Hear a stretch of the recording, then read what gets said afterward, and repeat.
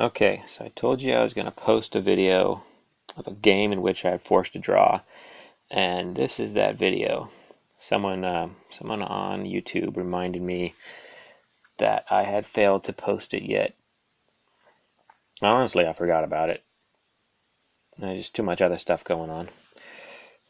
But without further ado, here it is. I start out with a very good spawn here with Ellie Ryan.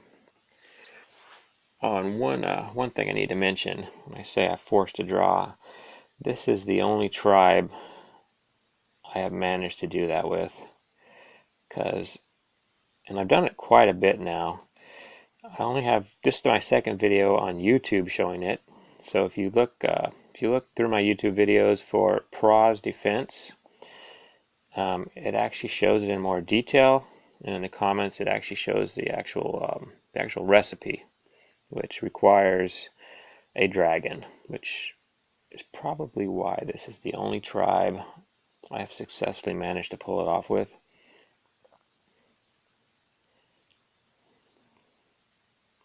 So as you can see, I didn't have a bad start at all.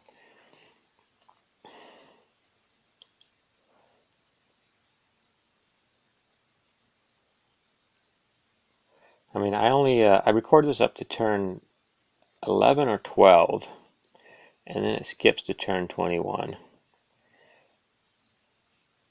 because I'm actually doing really well up until turn 12, and then when I see I'm pretty much gonna lose, I stop recording because I'm not gonna post a game where I lose.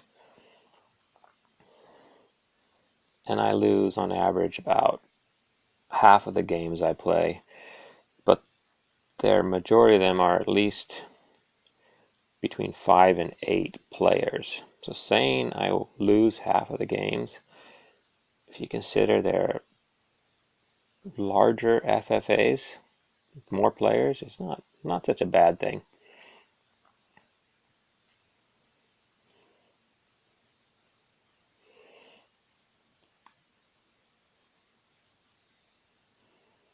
So Barter, of course, that makes Ellie Ryan jealous right there, because I mean, I could not pop a giant in a village someone was taking over. That's something I just can't do. There we go. So turn 12, the tide had turned. It was evident to me, so I just stopped recording.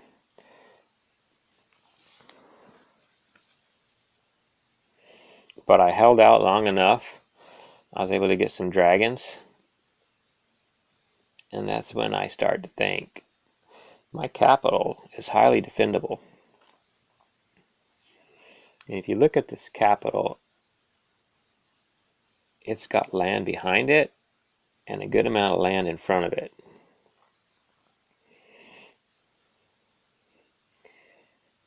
And one of the items you need to force a draw or to pull off Pros Defense is rows of catapult. So here I am, I'm just going to clear out all these barter giants. I mean, barter was winning, and then Luxador came in here from the south, and he told barter, basically, you got to kill those dragons, those eggs, before they hatch. You got to kill the baby dragons before they turn into fire dragons. And I didn't realize what I was getting into, but I kind of seconded that, and because Barter said he had never seen dragons before in a game, because Ellie Ryan's not a very often played tribe compared to the other ones. And so I kind of seconded Luxador's comments and said, yeah, because you got to look out for splash damage. And Barter didn't even know about splash damage. So here he is thinking, I'm the tribe he has to beat. He totally ignores Luxador. So hats off to the Turtle Tosser, who's the guy playing Luxador in this game, because he out-social engineered me in that regard. So here I am being double teamed by the two Titans, Barter and Luxador.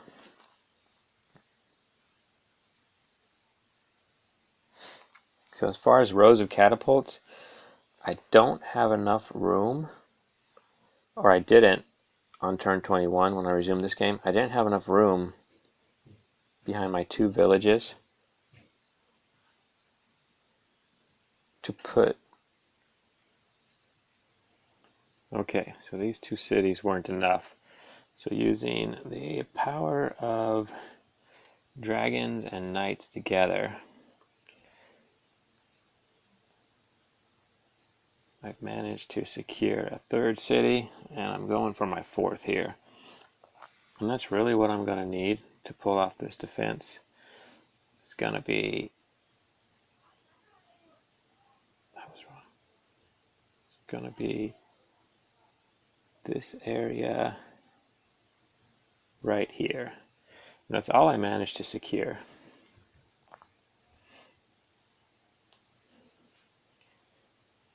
Can't seem to get any farther than that. I probably could. I could strike out farther with my dragons and knights together, but it would be pointless because in the end I would reach that ocean to the south. And that's a dragon's biggest nemesis in this game, is a lot of open water.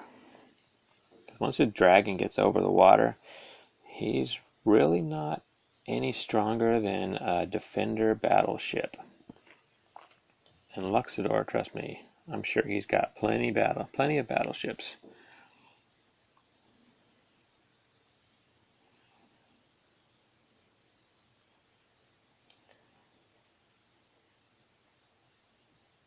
And there you saw I bought tree planting, which of course, I mean, without tree planting, you couldn't pull this off. You might have natural barriers on a map, like this mountain range, but you can't have fields like this, or I should say like that, because knights can run right through that.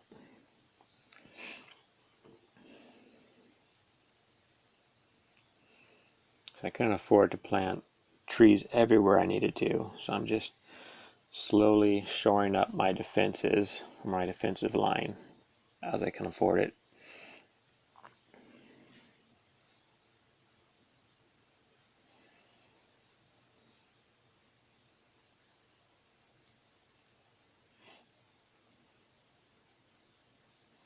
Normally you would say, I mean, if you can't win, why not resign? Because most players play to win.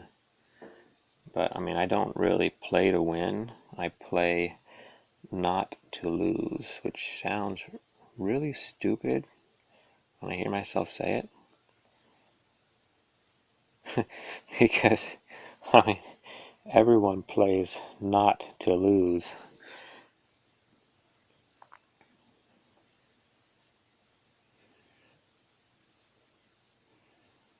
But I mean, not losing is not always the same thing as winning. So if I can't win, I'm going to try to force a draw. Which, to me, at this point, it's become clear. And I think I skipped a whole bunch of turns again, showing Barter getting killed by Luxador. But that's not really the point of this video. I mean, you don't need to see Luxador's strength. I mean, he's... Of course, he's a very powerful tribe. But I don't know if a Luxador player could pull off a defense like this. Because he's got every single square around my tiny civilization full of knights. Oh, look, he left a gap, which was sad for my knight, because he was hungry for some more victims there.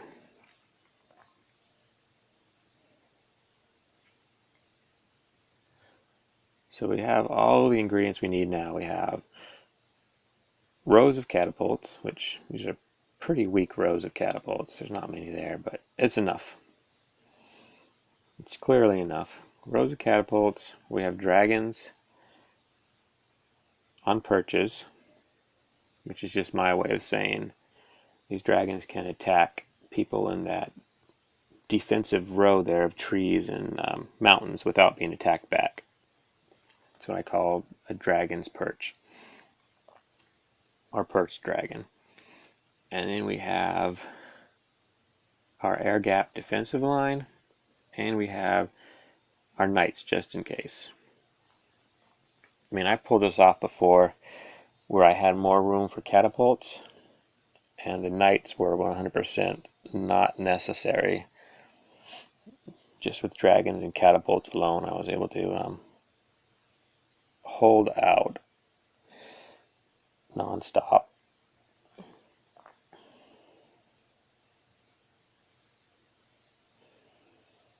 But here we are severely pressed as far as space goes. We don't have enough room for all those catapults we need.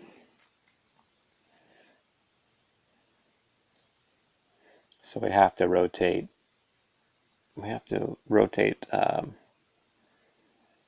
Expendable knights. So send them forward, let them die, make some more. And giants aren't scary. I mean, he submitted, or he pushed up quite a few giants. They're just not scary with this defense at all. I mean, so I don't kill a giant. I even let it enter my city because I don't concentrate on them. I'll concentrate on the other units, like the knights, because if one of those gets through, it's game over. It's probably going to destroy every single catapult I have. So I'll just let those giants slowly break through my defenses and kill them at the last moment if I have to.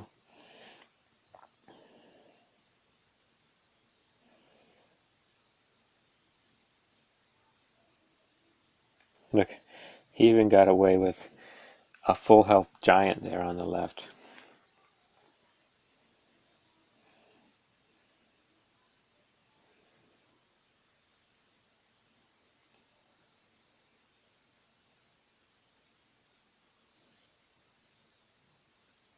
So, I mean, after some discussion with the turtle tosser, he asked me if I knew any way to break a defense like this, and all I could point him to was swordsman, which he tried. I mean, the reason I suggested swordsman is because once you get the defense bonus within trees and a mountain, now they're pretty strong. For example, when I shoot a swordsman, the swordsman next to him, right there you saw it, only with splash damage, only went down to 11 health. Now, a knight cannot kill a swordsman with defense bonus and 11 health. So that's why I thought swordsman might be the answer, because they can survive attacks longer than knights. And if even one swordsman survives to the next turn, he can move and strike in one turn, and it would kill a catapult. So I don't really know if one swordsman breaking my defense would be a game ender. So he's tried knights. He's tried giant spam. Now he's tried swordsman with giants. So we can pretty much sum this up as unbreakable. The only thing nobody's ever tried, and I'll just say this before ending this because that's clearly game over. We We both agreed on a draw at that point. The only thing no one's ever tried is archers. Okay, now that I say that, it sounds dumb. So they don't have any defense bonus or defense strength. So that's it. That ends this video. I hope you found it useful.